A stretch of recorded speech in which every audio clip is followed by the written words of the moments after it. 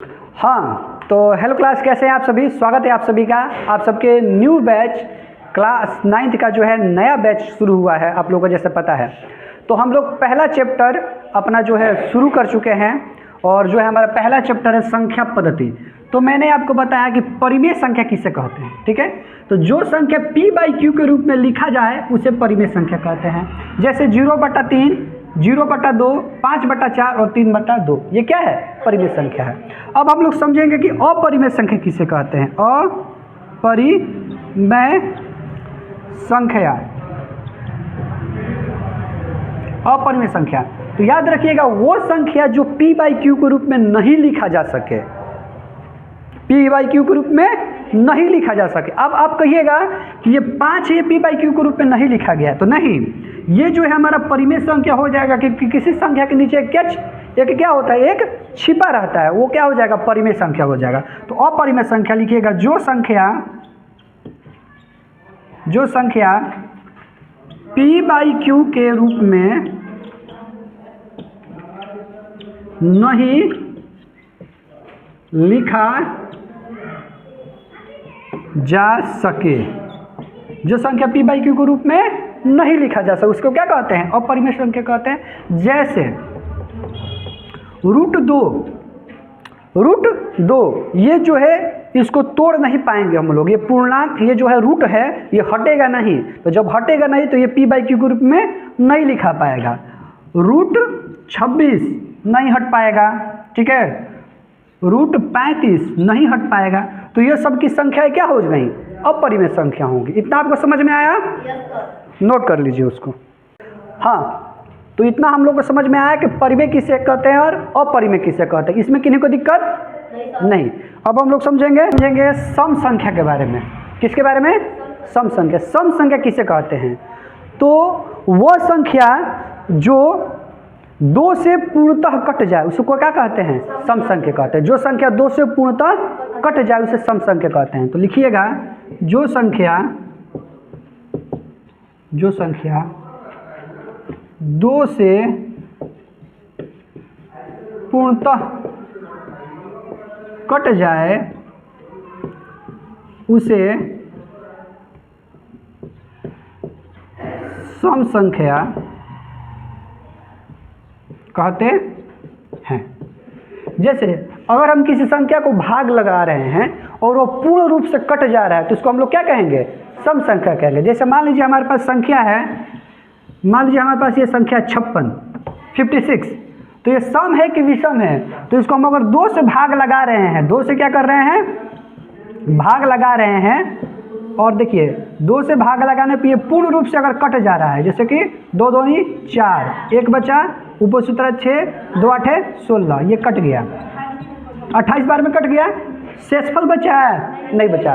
तो शेषफल नहीं बचेगा, पूर्ण रूप से कट जाएगा, उसी को कहेंगे सम संख्या। उसी को क्या कहेंगे? सम संख्या। इसमें किन्हीं को दिक्कत नहीं। अब देखिए, ये तो हम एक आपको भाग करके चेक करवा चुके हैं। एग्जाम्पल में ये तो क्या लिखना है, कुछ भी लिख सकते हैं आप लोग। 56 लिख लीजिए, 14 लिख लीजिए, कुछ भी लिख लीजिए, फॉर कुछ भी। अब हम लोग समझेंगे विषम संख्या, सॉरी असम नहीं, विषम संख्या। विषम संख्या किसे कहते हैं? तो याद रखिएगा, जिस संख्या को 2 से भाग करने पर पूर्ण रूप से न कटे, हर दशा में, मतलब कि हर हाल में शेषफल क्या बच जाए? 1 बच जाए, उसको कहते हैं विषम संख्या। तो लिखिएगा, जिस संख्या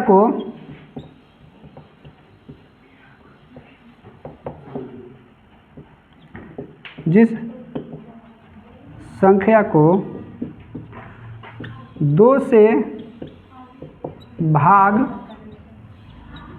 करने पर पूर्णतः न कटे उसे विषम संख्या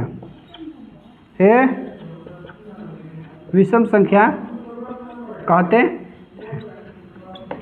मतलब जिस संख्या को हम भाग करेंगे 2 से और पूर्ण रूप से नहीं कट जाए उसको क्या कहेंगे? विषम संख्या। इसमें थोड़ा सा और लिख लीजिए, हर हाल में शेषफल क्या शेषफल एक बचे, क्या बचे? एक बचे। उसी को क्या कहेंगे? विषम संख्या कहेंगे। जैसे मान लीजिए हम अगर 7 को डिवाइड कर रहे हैं, कितने को? 7 को। 7 को हम 2 से भाग करेंगे तो शेषफल हमारा क्या बचेगा? एक बचेगा। एक बचेगा ना जी। ये क्या हो जाएगा? विषम संख्या हो जाएगा। मान लीजिए हम 9 को भाग कर रहे हैं, किसको? 9 को। तो 9 को भी भाग करेंगे 2 से, 2 शेषफल क्या बचेगा? एक बचेगा। अगर मान लीजिए ये कोई संख्या है, ये कोई संख्या है, इतना कोई संख्या है, इसको 2 से भाग कर रहे हैं। हमारा क्वेश्चन पूछ दिया कि इतना को भाग करने पर, 2 से भाग करने पर शेषफल क्या बचेगा? तो याद रखिएगा 2 से भाग करेंगे तो शेषफल क्या बचेगा?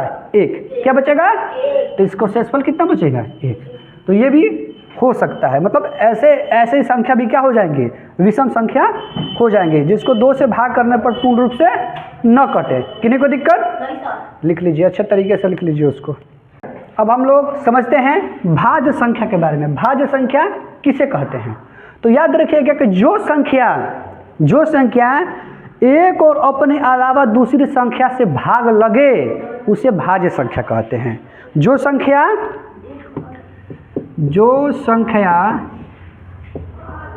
एक और स्वयं, कर दीजिए यहाँ पे, स्वयं के अलावा भी दूसरी संख्याओं से भाग लगे उसे भाज्य संख्या कहेंगे। क्या कहेंगे? भाज्य संख्या। ठीक है, भाज्य संख्या कहते हैं। जैसे समझिएगा, कौन सी संख्या है जो एक और अपने अलावा दूसरी संख्या से भी भाग लगे? जैसे कि 4। क्या हो गया? 4। तो 4 देखिए किस किस से जाएगा? 1 से जाएगा, 2 से जाएगा, 4 से जाएगा। तो 1 से जा रहा है और स्वयं से भी जा रहा है, लेकिन इसके अलावा दूसरी संख्या से भी जा रहा है, दूसरी संख्या से भी जा रहा है ना, तो ये हो जाएगा भाज्य संख्या। जैसे हमारा हुआ 16 मान लीजिए, तो 16 1 से जाएगा, 2 से जाएगा, 4 से जाएगा, 8 से जाएगा और 16 से जाएगा। तो 1 से जा रहा है और स्वयं से जा रहा है, लेकिन इसके अलावा भी जा रहा है। किससे जा रहा है? 2 से, 4 से, 8 से। तो ऐसी संख्या को क्या कहते हैं? भाज्य संख्या कहते हैं। क्या कहते हैं? भाज्य संख्या। थोड़ा सा हम लोग इसी में समझ लेते हैं अभाज्य संख्या के बारे में। अभाज्य संख्या, तो याद रखिएगा कि जो संख्या एक और अपने अलावा, मतलब स्वयं और एक के अलावा दूसरी संख्या से भाग नहीं लगे, जो संख्या एक और स्वयं के अलावा, एक और स्वयं के अलावा दूसरी संख्याओं से भाग नहीं लगे। जो संख्या एक और स्वयं के अलावा दूसरी संख्याओं से भाग नहीं लगे उसको क्या कहेंगे? अभाज्य संख्या कहेंगे। कैसे? एग्जाम्पल देखिए कौन कौन सी संख्या होगी। तो एग्जाम्पल में जैसे मान लीजिए हम लेते हैं 5। क्या ले लेते हैं? 5 बताइए, 1 से जाएगा, 5 से जाएगा और कोई संख्या से जाएगा नहीं। जैसे हो गया 7 किससे जाएगा? 1 से जाएगा और 7 से जाएगा और किसी से जाएगा नहीं। जैसे मान लीजिए हम ले लिए, देखिए 9 नहीं ले सकते हैं, 9 नहीं ले सकते क्योंकि 9 1 से भी जाएगा, 3 से भी जाएगा और 9 से भी जाएगा, तो 9 नहीं होगा। इसके जैसे कि 11 हो जाएगा, 13 हो जाएगा, 17 हो जाएगा, 19 हो जाएगा। तो ये सब संख्या क्या हो जाएंगी? अभाज्य संख्या हो जाएगी। इन्हीं में किन्हीं को इसमें दिक्कत है? ठीक है, तो आप लोग का जो है नेक्स्ट क्लास जो है कल होगा और इसके बाद हम लोग और सभी संख्या को समझेंगे, जैसे कि पूर्ण संख्या किसे कहते हैं, प्राकृत संख्या किसे कहते हैं, ठीक है, और बहुत सारी संख्याएं हैं। तो सबके पूर्णांक किसे कहते हैं, उन सभी के बारे में हम लोग कल समझेंगे। तब तक के लिए अपना ख्याल रखिए, ठीक है। जय हिंद।